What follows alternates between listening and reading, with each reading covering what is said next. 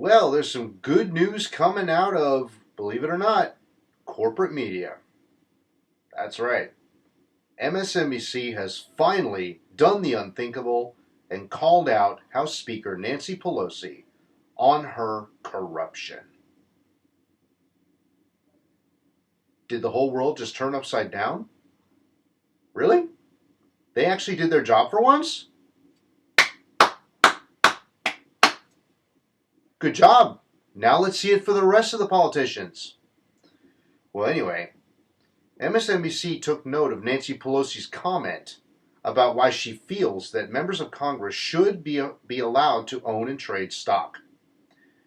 Now, insider trading in Washington is obviously illegal. There have been multiple politicians over the last several years who have been implicated in insider trading. And Nancy Pelosi, of course, is guilty of that as well. And so are many of these politicians' spouses, children, you name it. There's a reason why, in this instance, we need to have laws on the books and an outside enforcer. Let's be clear about something here. An outside enforcer to make certain that no member of Congress can get away with owning and trading stocks. This is something that poses a clear conflict of interest, as we know is the case with Joe Manchin. Now, many people have already been on corporate media, including MSNBC, Fox News, CNN, calling out Joe Manchin for his corruption, as they should. And now Nancy Pelosi's in the crosshairs. The Speaker of the House, the one in Democratic leadership in the House. It's about damn time. Now look, my thought is this. I think we really need to push for Nancy Pelosi on a public level to just give up the game. Go away. We don't want her anymore, Because right now, I believe Shahid Buttar is challenging her for a third time.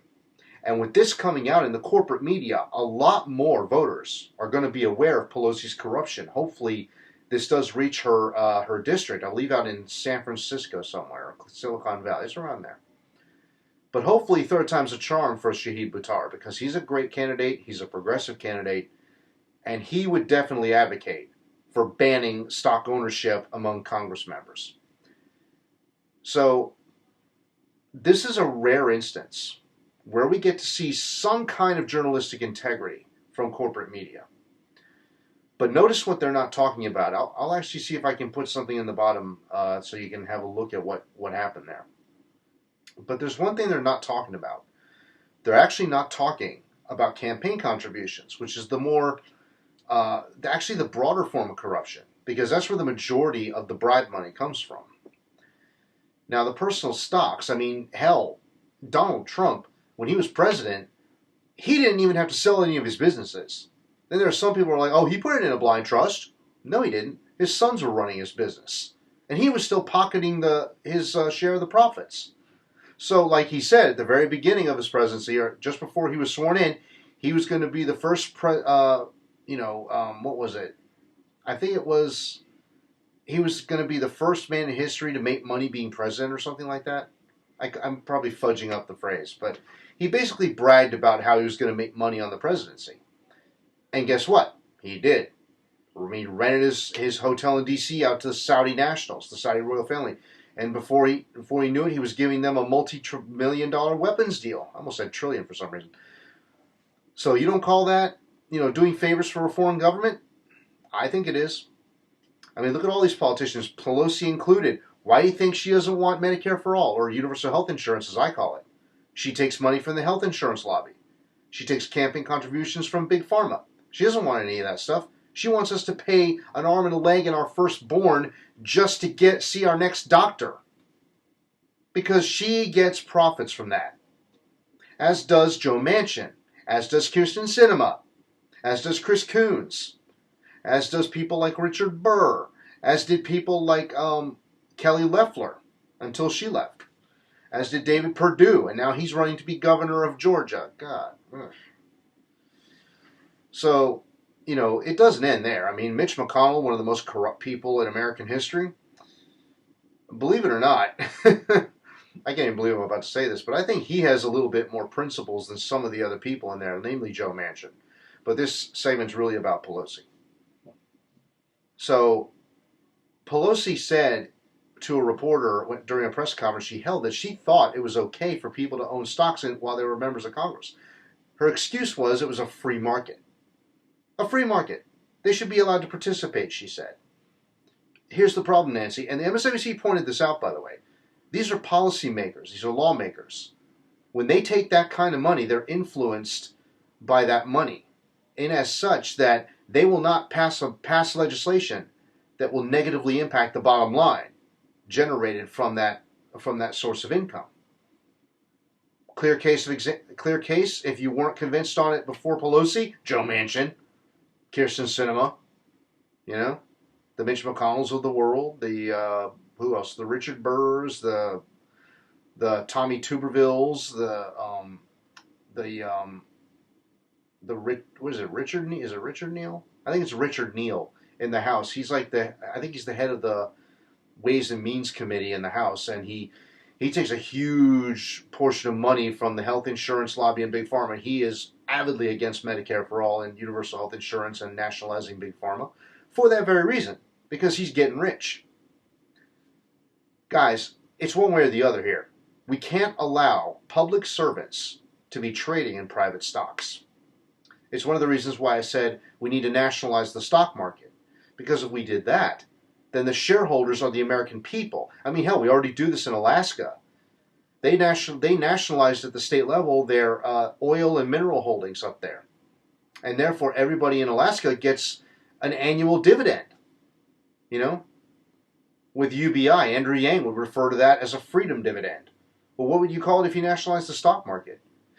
The whole idea being, of course, in this instance, that if you were to nationalize it, she says, well, it's a free market, everybody has a right to participate. Fine, nationalize the stock market. Make all Americans shareholders.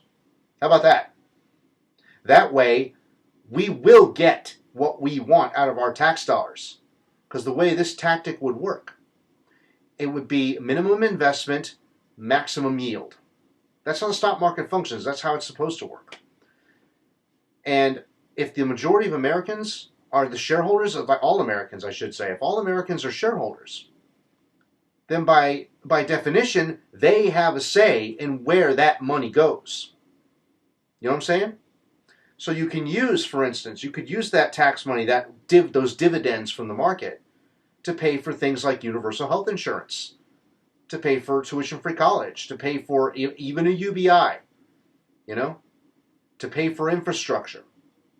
Minimum taxation, you get a maximum yield on the back end after economic activity is carried out and measured as they usually do on the market like that. You could pay for all these programs easily. So if Nancy Pelosi says, hey, it's a free market, everybody has the right to participate in it, prove it. Nationalize it. Stop making it just this little tool of wealthy people where they can get away with whatever they want to get away with and the rest of the people get the boot to their throats. And also, the other problem, though, is shareholding. And this is one of the reasons I'm for nationalizing it. If it's left in private hands, outside interests, as well as corporate executives, are the main shareholders. Working people, some of them are shareholders in these companies, but their say over what goes on is minimum. It's the big investors, it's the big gamblers on Wall Street who really have the say in how those companies are run. But if you, by definition, make everyone an equal shareholder in the market, using tax dollars, like a small portion of tax money, to invest in, as many things as you want on that stock exchange, well, basically, it adds to a big pool. And with that pool, you can basically do whatever you want with the dividends once they come out. And then we can pay for things that we wouldn't have normally been able to do before. Or hell, wouldn't have been able to get before because of partisanship, because of corruption and greed. But now we would be the shareholders. We would have the final say. So, Nancy, eat your words on that. Nationalize the stock market if that's what you believe. Otherwise, give up this charade. Either give up the stocks that you have and just have clean elections here. Let's pass an amendment to get money out of politics. Or leave politics and go to Wall Street where you and your fellow corporatists belong. Of course, the truth there is, if that ever did happen, I should say, we, the progressives, if we got into Congress, we would hold them accountable, and they know it, which is why they don't want to leave. But either way, these people's time's coming to an end. I think this segment is showing some chinks in the armor, and I hope we see a lot more of it.